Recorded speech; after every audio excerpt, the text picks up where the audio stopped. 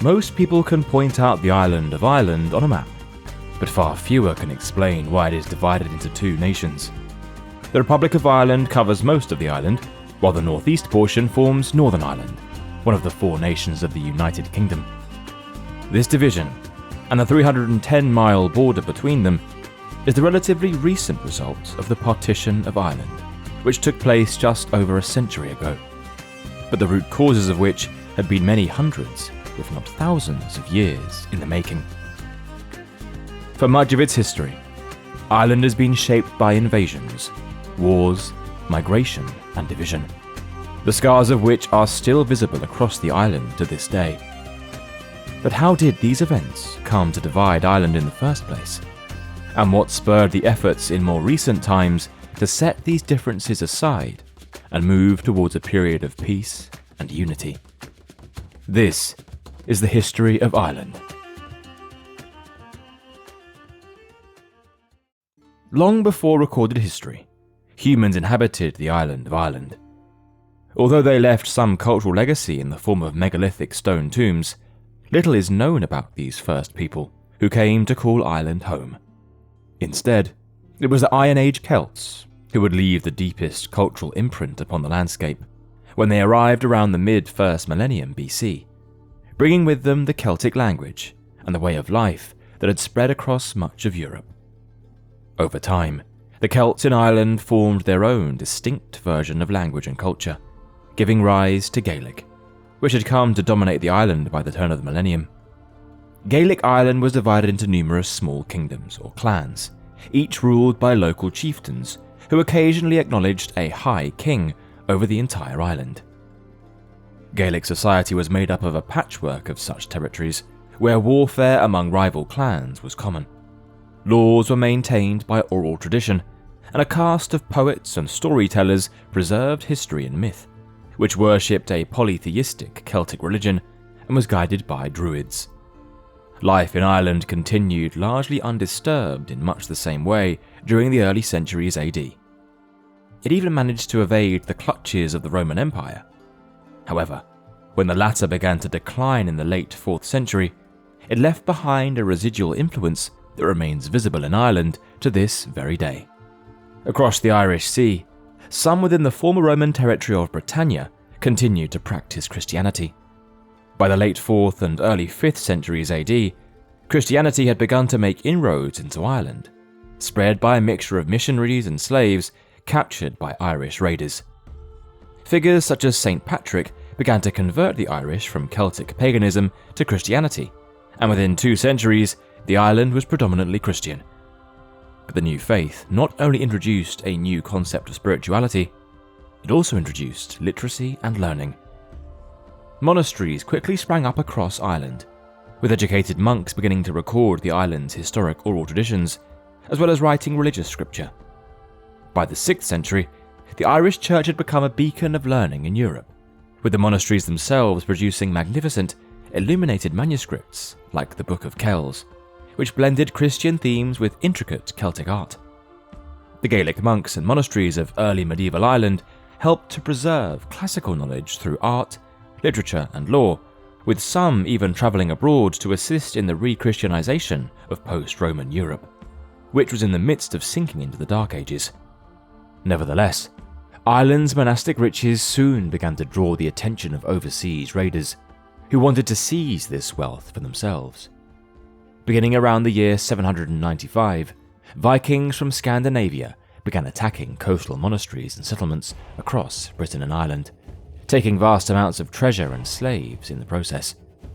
These early raids soon developed into deeper incursions, and in the 9th and 10th centuries, the Vikings established permanent bases and trading ports, which became Ireland's first true towns. Dublin, Wexford, Waterford, Cork, and Limerick were all founded by the Vikings during this time, quickly transforming the physical and economic landscape of the island. Norse rulers carved out their own petty kingdoms, which connected Ireland to the Viking trade routes that stretched across Europe and beyond to North Africa, the Middle East, and even North America. Dublin in particular grew extensively in size and wealth during this period. profiting immensely from its position as the largest Viking slave market in Western Europe. Yet the Vikings never conquered Ireland's interior. The Gaelic chiefs and high kings retained control of most territory, and over time, some of the Scandinavian settlers assimilated amongst them, becoming known as Norse Gaels, who adopted the Irish language and culture, as well as intermarrying locally. The towns founded by the Vikings, however, remained in the hands of the Norsemen, and were subject to frequent attacks by the Irish, who wished to expel the foreigners from their land. After many years of intermittent fighting, in 1014, the Irish High King, Brian Boru, won a famed victory at the Battle of Clontarf against a Norse-Irish alliance, after which point the power of the Vikings in Ireland began to wane. In the subsequent decades, a period of economic growth descended across Ireland, with its coastal towns remaining centres of trade and commerce. Yet despite the breaking of Norse power, the country remained politically fragmented. But it was only by the time of the 12th century that this disunity was exploited and used to introduce another power dynamic that would become an enduring and contentious aspect of Ireland's history. In 1169, Anglo-Norman knights from Britain landed in Ireland upon the invitation of a local king, Dermot MacMurrough, who was seeking military aid to settle a dynastic feud. These Normans, led by Richard de Clare, otherwise known as Strongbow, seized large parts of Leinster in the process.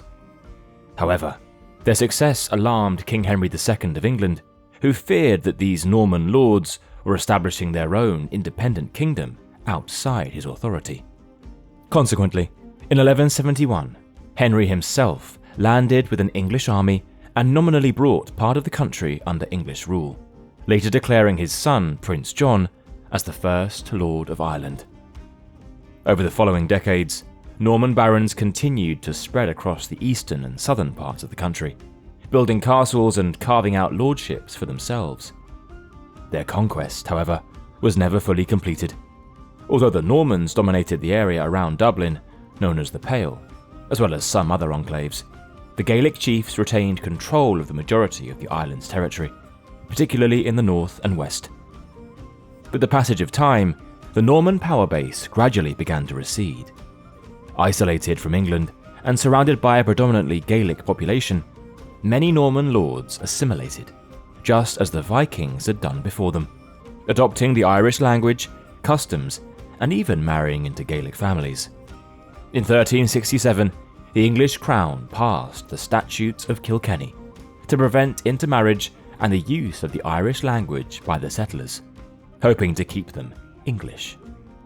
These measures ultimately had limited effect, and by the 15th century, English royal authority in Ireland had shrunk to the area of the Pale, while the rest of the island experienced a Gaelic resurgence.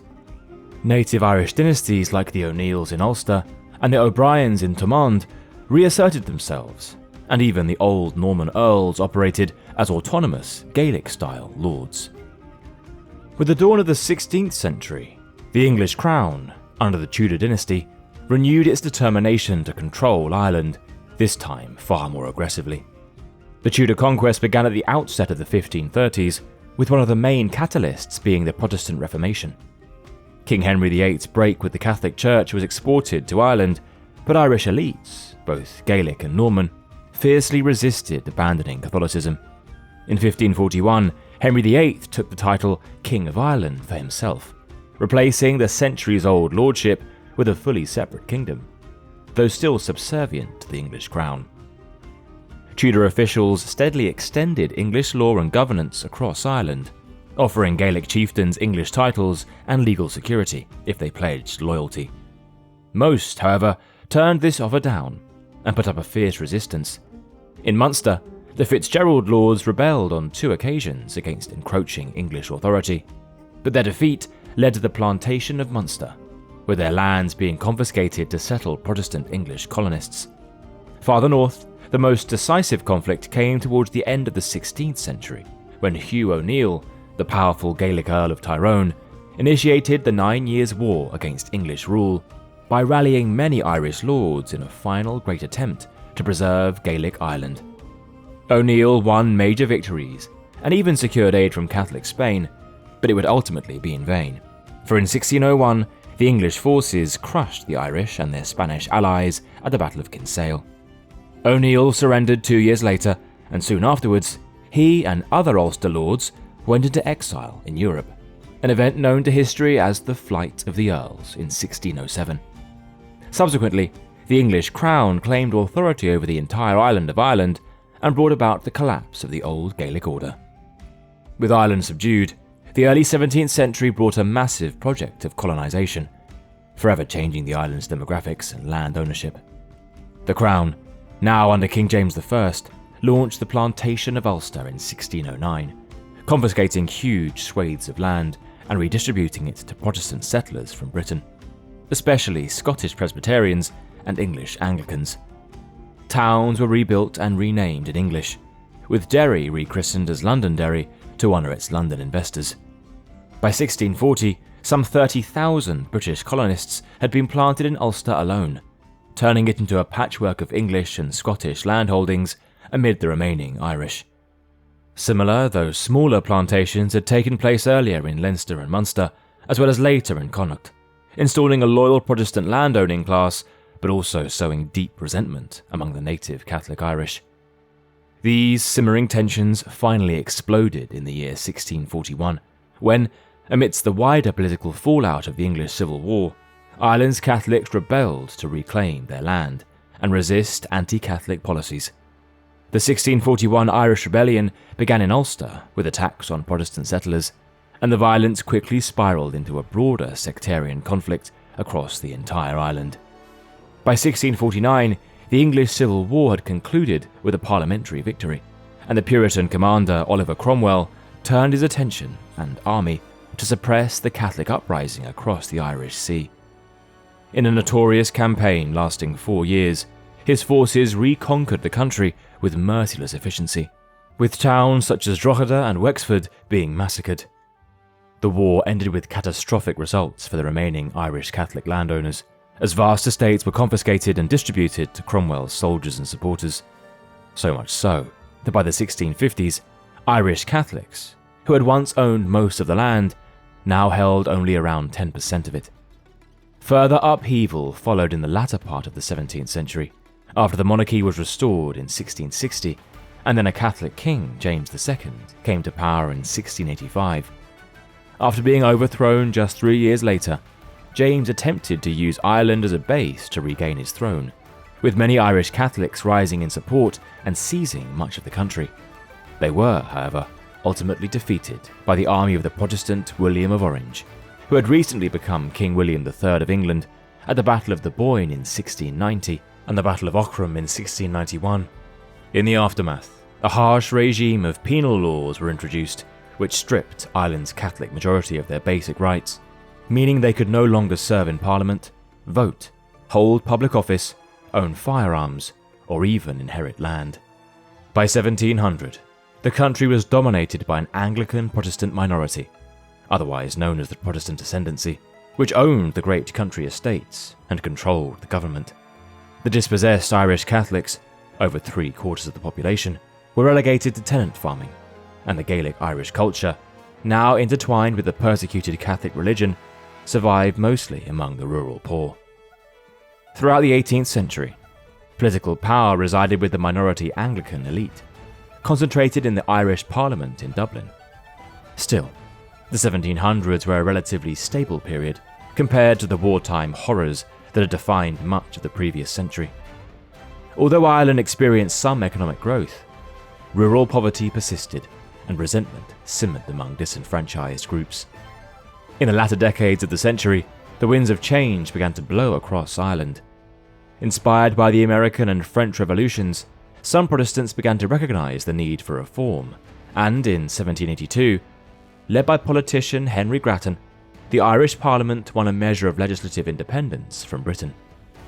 Meanwhile, a revolutionary Republican movement had begun to grow among both Protestant Presbyterians in Ulster and Catholics elsewhere within the country. In 1791, radicals in Belfast formed the Society of United Irishmen, aiming to unite all Irish people, across religions, for democratic reform and move towards independence. Their efforts culminated in the Rebellion of 1798, with the United Irishmen, led by Theobald Wolfetone, launching an uprising against British rule and seeking to establish an Irish Republic. The rebellion was brutally suppressed by British forces. Tens of thousands died in the fighting that raged particularly around Wexford and Ulster. Wolfetone was captured and died in prison, becoming a martyr for Irish nationalism. The failure of 1798 nevertheless convinced the British government that the Irish Parliament was unreliable and that Ireland must be directly ruled by Britain to prevent any future rebellions. The solution came in the form of the Act of Union. Made effective on the 1st of January 1801, the Kingdom of Ireland was abolished and merged with Great Britain to form the United Kingdom of Great Britain and Ireland. The Parliament in Dublin ceased to exist, with Irish politicians relocating to the British Parliament at Westminster instead. Although seen by some as the loss of the last measure of autonomy, the next century would show that the Union did not dampen Irish aspirations for self-government. In 1829, Irish lawyer and politician Daniel O'Connell achieved Catholic emancipation, forcing the British to allow Catholics to sit in Parliament and hold public office, after decades of the odious penal laws were finally repealed. However, much of the progress of the early 19th century would be severely undone by an event that struck the entire island in the 1840s, the Great Famine. Ireland's population had swelled above 8 million people in the years leading up to the outbreak, with most being landless labourers and tenant farmers, who were deeply dependent upon the humble potato as their staple food. In 1845, a fungal blight struck the potato crop, causing repeated harvest failures over the next several years, which led to catastrophic famine. The response of the British government was slow and failed to prevent what little food there was in Ireland from being exported, even as the poor starved. Between 1845 and 1849, approximately 1 million Irish people died from starvation or famine-induced disease, with another million fleeing the country as refugees. By the time the famine ended, around 1850, the island's population had plummeted by a quarter or more.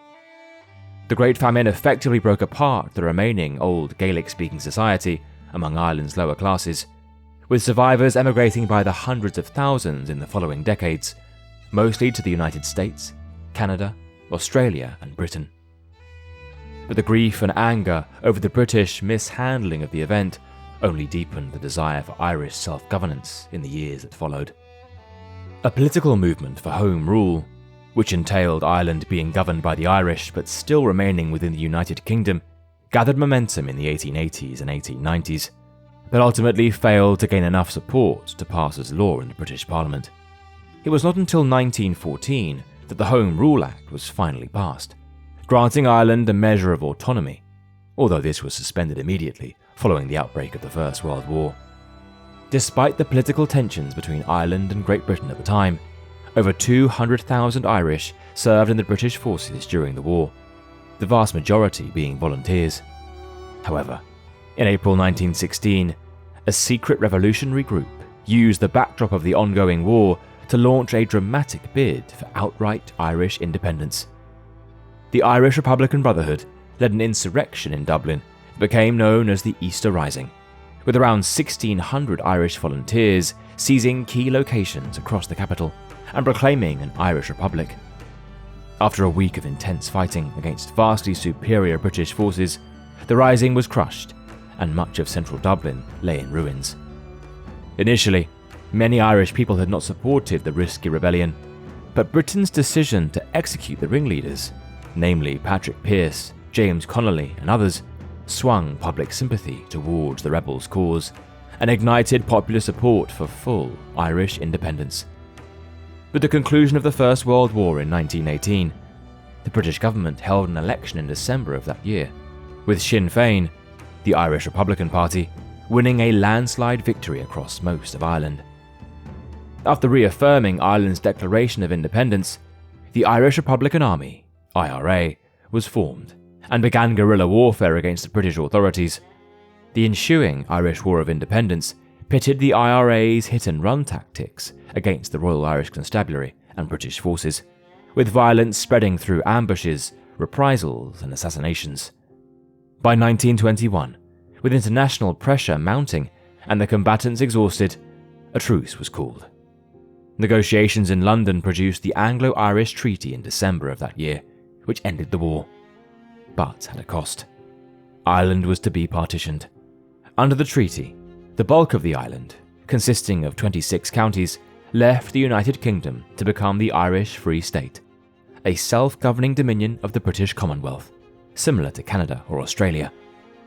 However, the 6 northeastern counties of Ulster, which had a Protestant Unionist majority, opted to remain as part of the United Kingdom, thus forming Northern Ireland.